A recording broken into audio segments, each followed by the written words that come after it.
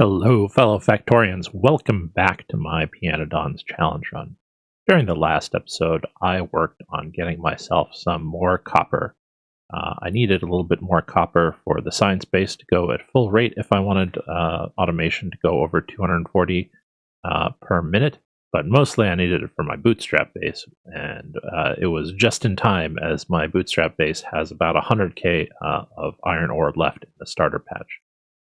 I also started working on a giant steam build, and that is what I'm planning to continue on with today.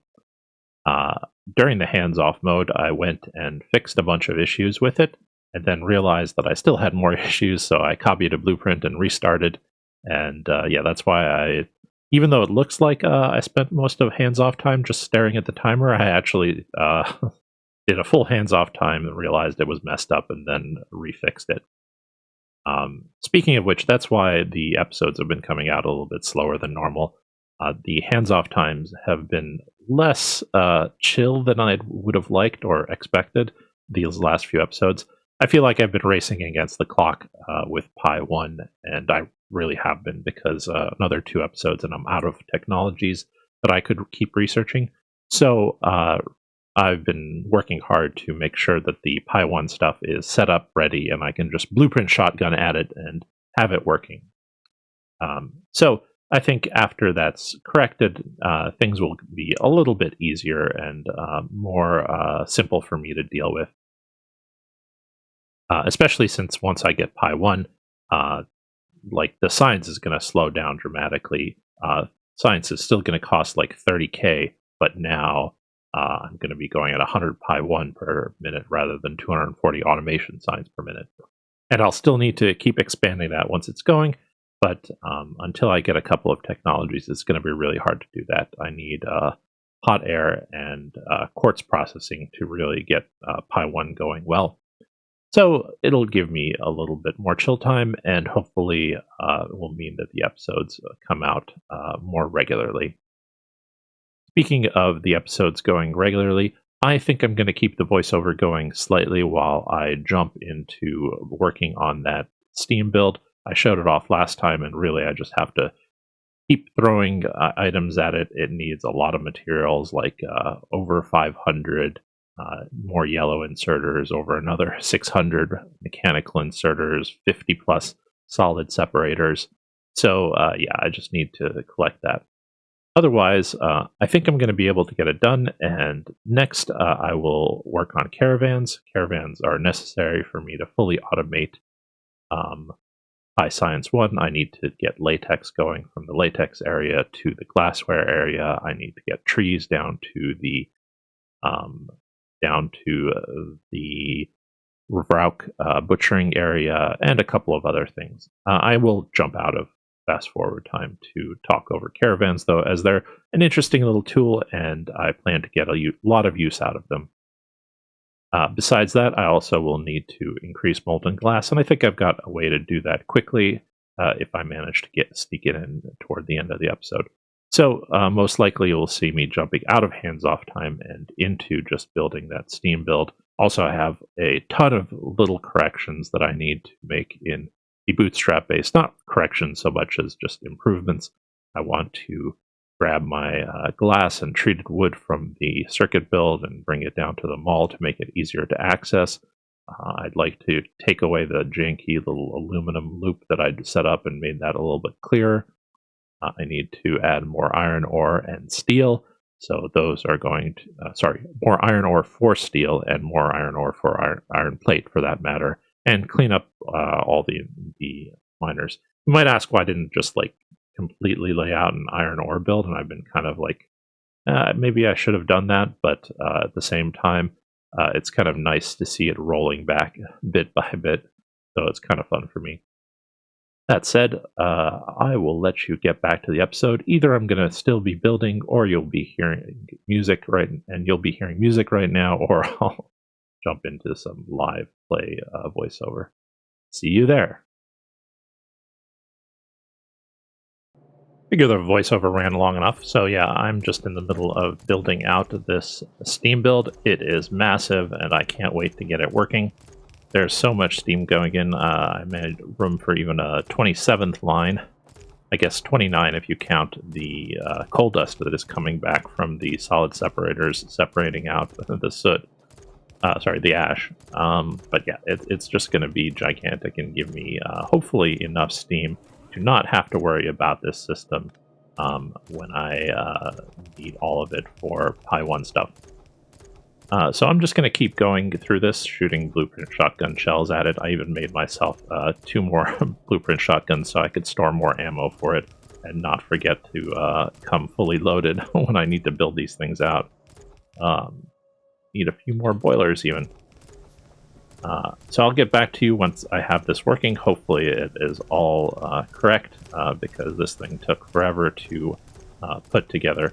Mostly the wiring between the various layers, just getting the belts to end up in the right spot, like all this crisscrossing up at the top, down here at the bottom for the solid separation. So anyway, yeah, I will be back shortly.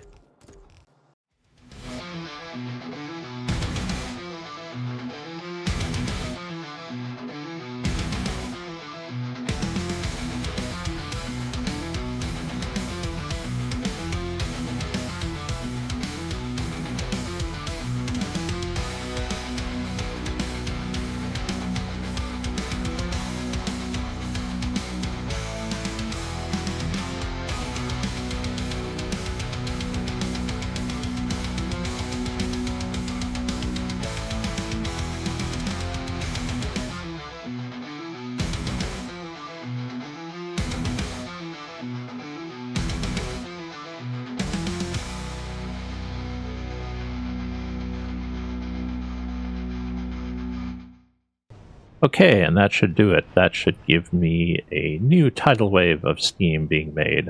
Let's check out production and find out how it's going. Okay, well, it's starting to spike. I guess it doesn't show up yet, but yeah, I was making 46k per minute before, and yeah, I'd like to have 100k a minute soon. Actually, I should double check that that I have enough pipe capacity to even reach that total. All right, now I need to just straighten out issues with this system, like some reversed undergrounds, and make sure everything is working smoothly. And then I'm gonna start putting in some caravans. So rejoin me shortly, and we'll tackle that thing.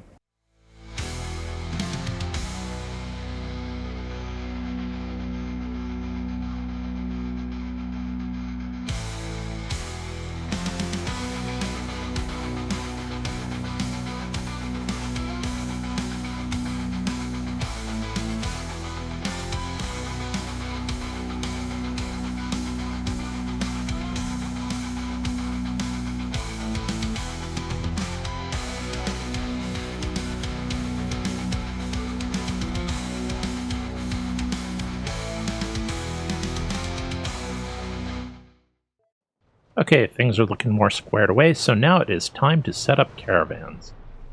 Caravans are these Brauk-based big insect guys who carry backpacks for you. They can be set up to basically do point-to-point transfer. So they can, say, take a load of goods from one caravan outpost to another. They can also do a few other things, like taking or removing things from a vehicle or from the player, but I'm not going to use that functionality right now. What I am going to do, though, is set up some very basic caravan routes. So the first thing I want to do with the caravans is first make them go get food. So I set up a caravan here, add an interrupt. They have a train-like schedule. They're not as useful as trains because you can't use wildcards with them, but I can say get food here. And then the interrupt condition is the food count, which is basically the fuel value on one of these guys. If it's less than, say, 15. Then they can go to a station, which I have to pick out. And then do an action, which in this case is to store food. Store food means storing it in themselves. And then they can wait until they have stored up food. So If I save that interrupt and tell him to go, he's going to go there and pick up some food. I'm going to fill that place. Nope, what I'm going to do is I'm going to say, okay, now that you've been set up to store food, I can give you your regular job, which is to pick up everything from here, fill cargo, and wait. This checkbox means wait until he's completely full, and then you're going to drop off that cargo. So he's going to pick up food and then drop it off at the food station. He's going to be my food delivery boy. So empty cargo, and then go ahead and do that. So this guy is going to be Jerky to Depot. I'm not always going to be remembering to type in these names, and that's one thing that I feel like, okay, I can do that during hands-off time. That's mostly just cosmetic. So that's job number 1. Next thing I want to do is have a caravan, which I add the same interrupt. And then he's going to pick up latex for me. And then he's going to drop off the latex. So this is just the point-to-point job of caravans. Oops, I didn't give you any food, so you need, or me, have to charge them up manually so that they can do something. So now go do your thing. Okay, so he's off and away. And that's one of the basic uses of caravans.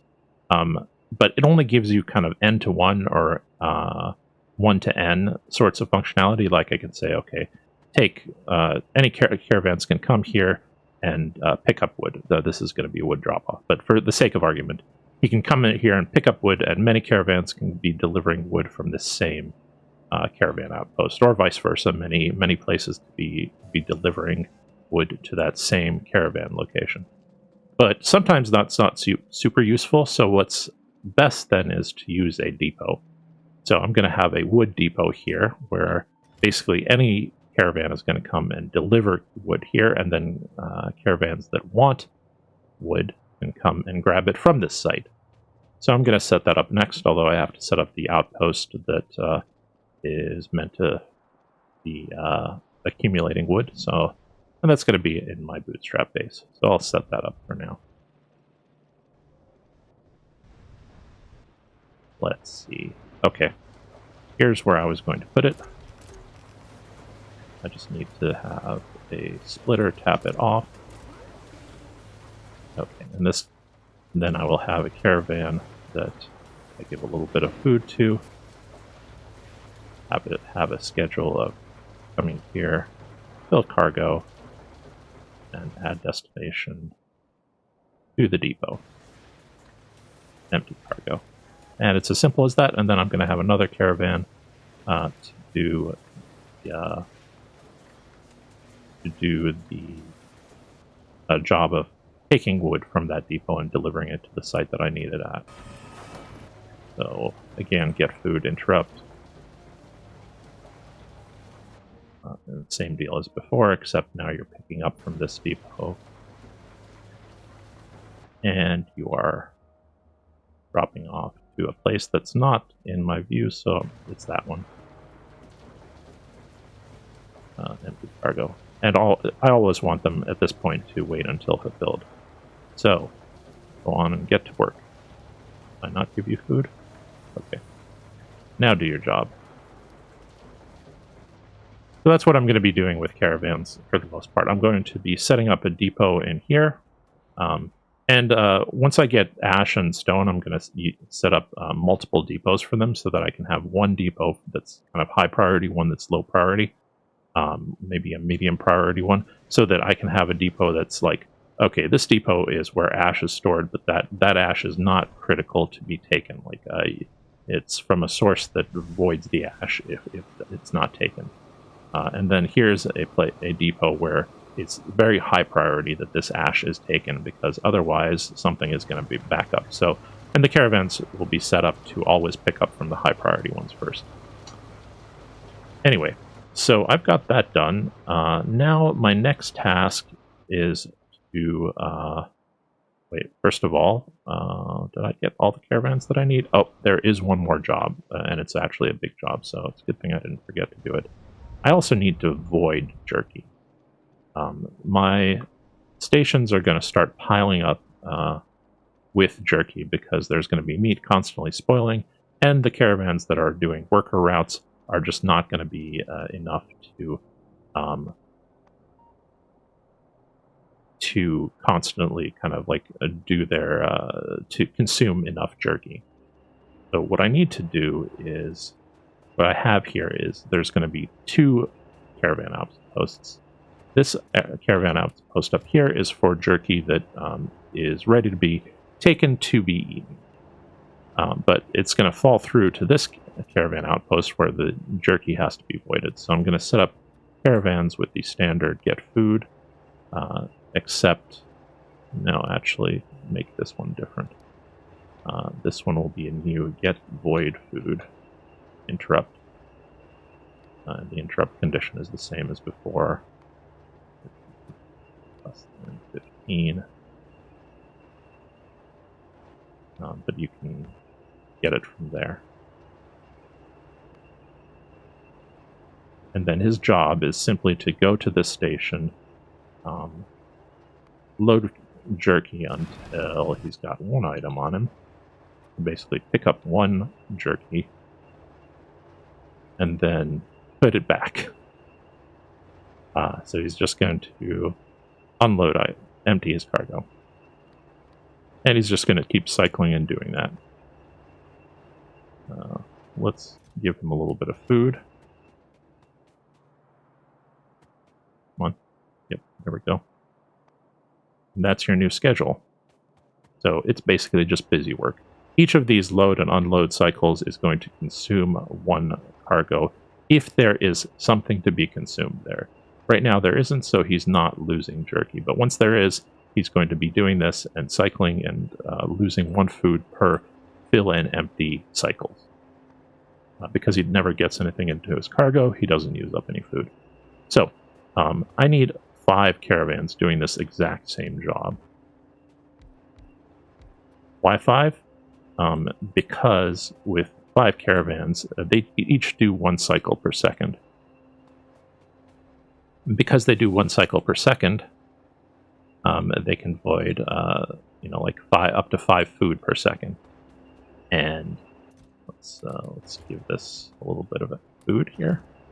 You guys can go through your schedules. And 10 butcher shops or 10 slaughterhouses can make up to 5. 5. Yeah, 10 of them can make 5 spoiled jerky per second, with all of their guts, brains, and meat spoiling. Right now, it's not happening because the guts and brains have not had a chance to get to their spoilage timers, but it will happen eventually. Anyway, now I'm done with caravans. So the next thing I'm going to do is I need to set up a little bit more tar processing. What I want to do is make more of the tar liquid fuels, because tar processing liquid fuels, because I need more molten glass. My current amount of molten glass is not going to keep up with the demands, even of just the glassware, much less the petri dishes that I ideally also would be making. So I'm going to be back after I've set up a little bit more tar processing and talk through why I'm doing it specifically.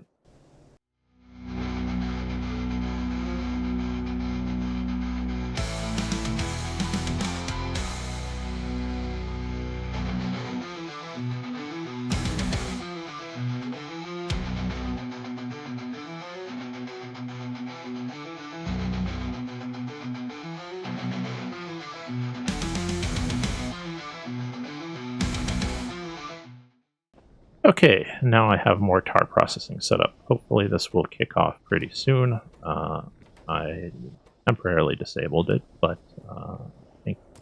Oh, I have a few missing pipes. Anyway, the reason I want more tar processing is because I don't want to void tar. I'm spending raw coal to make it, and it has pretty low fuel value. What I want is the tar refining products. Want to be able to take this stuff, turn it into the middle oil, and then the light oil, and then that into gasoline, which makes a lot more fuel value. And so therefore, I'm going to be converting all this stuff into useful products for me, and then voiding the pitch. Pitch is the last item out of the several products that I was not voiding. And then by because, you know, like pitch, it was the most useful thing to have. It's definitely the thing I didn't want to get rid of. But then by voiding the pitch, I can get two positive benefits. First, all the fuel value from the things that tar makes, and second, because I'll be making using up more tar, I will be making more coal gas, and then that coal gas will be turned into syngas, and then the syngas is also going to be useful for whatchamacallit. It'll be useful for making molten glass.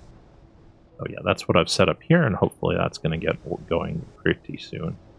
Anyway, now I'm going to check over my Steam build, make sure that's working.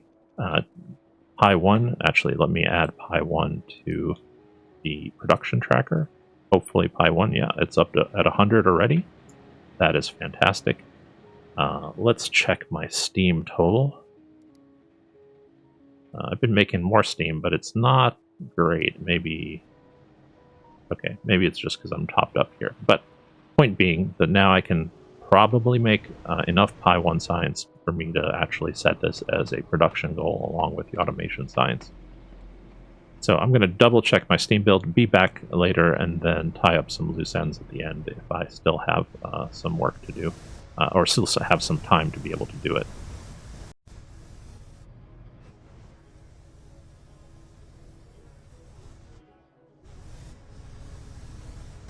Okay, I had one little bottleneck that's fixed now.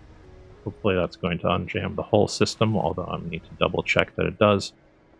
So I'm probably going to run this episode late to verify that fixes actually do what they're intended to do, but that's okay. I've got a couple of things I definitely want to do. First is I'm going to do a few things to my bootstrap base.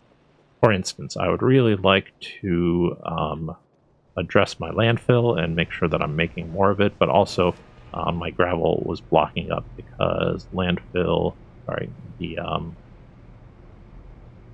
the jaw crusher that was making gravel kept running even when it shouldn't. That's one thing.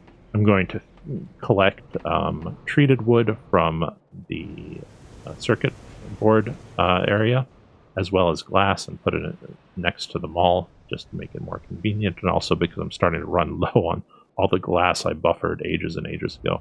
I need to definitely add more and more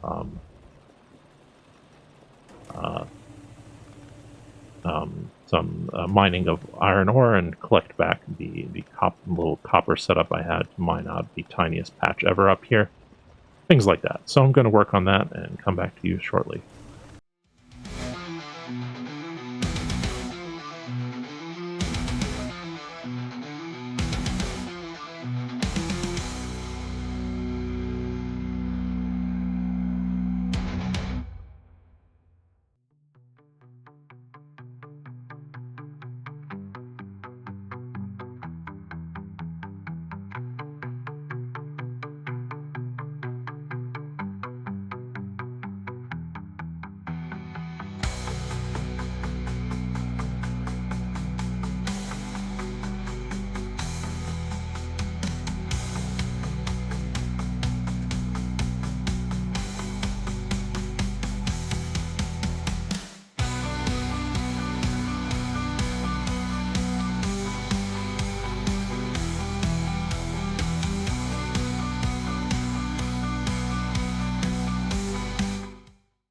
Okay, I ran into a few minor issues that were maybe a little bit bigger than I'm saying, but it's still going okay.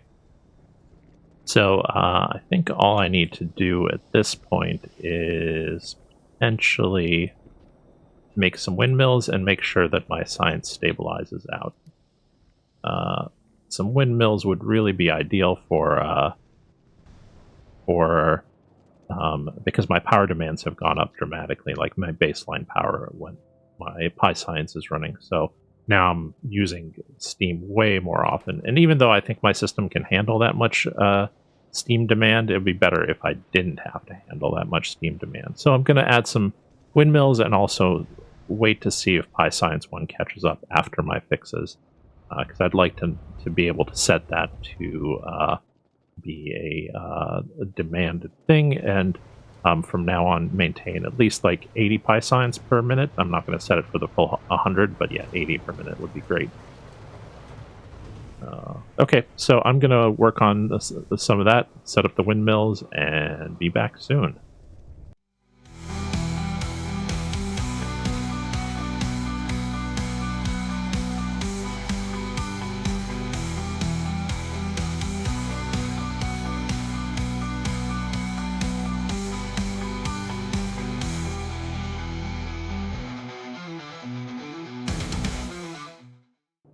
Ran into a couple of issues while I was building windmills. The first was an issue with creosote, where it was gotten into my middle oil, so I fixed that. And then another issue is that I did not have enough acetylene to keep my glassware running. So I'm setting up something to pipe syngas to acetylene. Although it looks like I might have accidentally. Let's do this. Fix this. Okay. Hopefully this clears out. Yeah, because I got acetylene, syngas into my acetylene. Alright. Hopefully acetylene will start coming again. That was a combination of the issue I had with tar processing and the issue that I had with this area. Okay, I need to put a pump in here to isolate it too. Alright.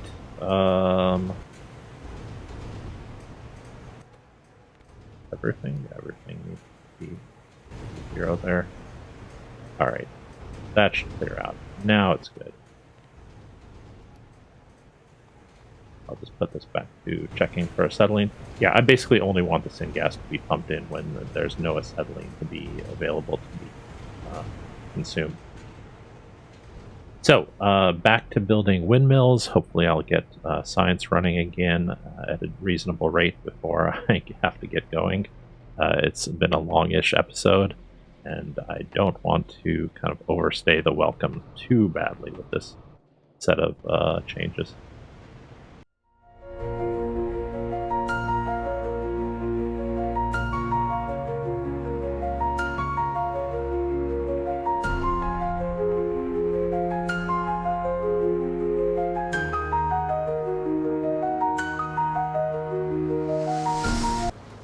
While I'm at it, there's also a few fixes that I want to do inside of the bootstrap base, so I'm working on those and building up a bigger supply of windmills, because yeah, it would be nice to be able to really create a lot of additional renewable power.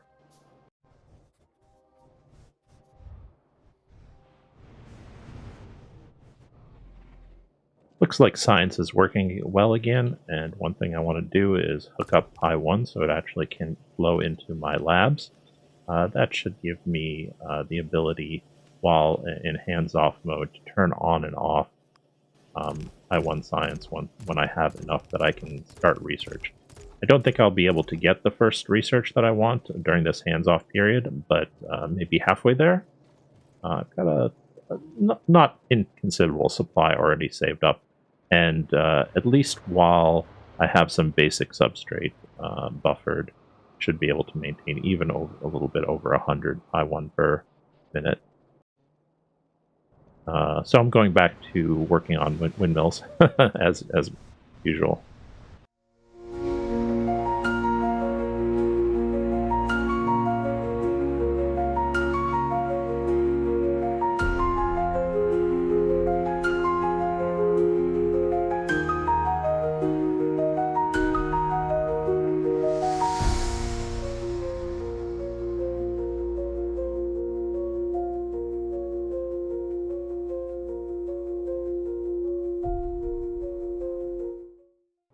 Alright, my fix to glassware had a little bug in it, so I fixed that, and now glassware seems to be running fine. Our processing hopefully is running fine. It seems like, yeah, these are pretty full, and the chitin is still getting voided, so that's good. Automation science is running great. I have a lot of extra iron coming in from the voiding of my ash for this giant steam build. Guess I should go double check that everything is fine with that. But otherwise, as soon as Pi 1 catches up, I'm going to head into hands-off mode. Although I don't think I can really sustain this, sustain 100 Pi 1 right now. I don't have the molten glass. I'm depending on a supply of buffered molten glass and buffered petri dishes, and so I don't think I'm going to set a Pi 1 limit, but I'm still going to keep track of it and let you know if I manage to at least maintain it over the course of the hands-off period. So yeah, I'm going to go look at my base for a little bit, and then probably be heading into hands-off shortly.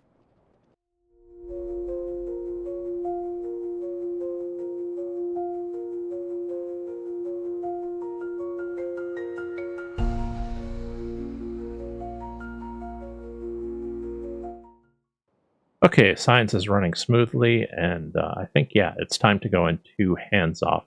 Thank you so much for joining me. Looking forward to seeing you next time when we'll be maybe making some more iron or adding some more molten glass. I'm not sure yet, but definitely I need to do something because, yeah, these reserves are heading into the negative now. So, yeah, I do not make nearly enough molten glass just to sustain this portion, and certainly will not to when I start having to make petri dishes, which, you know, there's still a lot of them, but this is not an infinite supply, especially over the course of like 3-4 hours. So, see you next time.